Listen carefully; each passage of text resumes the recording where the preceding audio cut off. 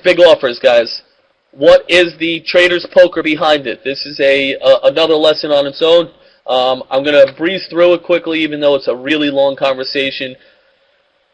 When I talk a lot about my trading, I ask you to sort of philosophize with me and close your eyes and think about when you're sitting at the table playing poker and the guy with the big stack across the way wants to try to either bully you or he wants to check raise or somebody's doing something at the table. You need to be perceptive on what every person is doing out there. I know I am.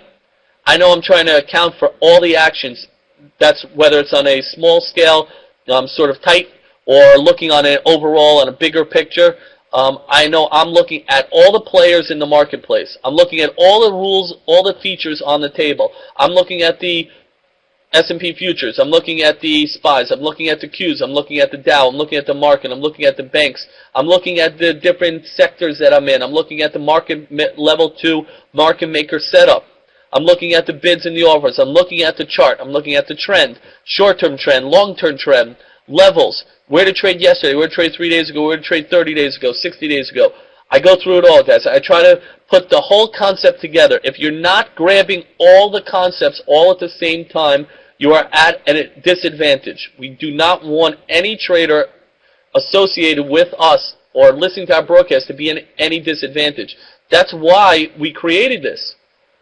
That's why we created this whole concept. Is now you can have multiple people, many people at the same time, looking at all the rules and looking at the landscape to help give you a clearer picture for what's cooking out there in the landscape.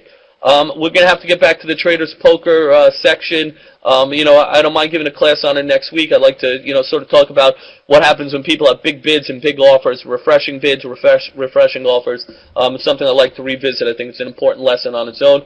So we will revisit that next week.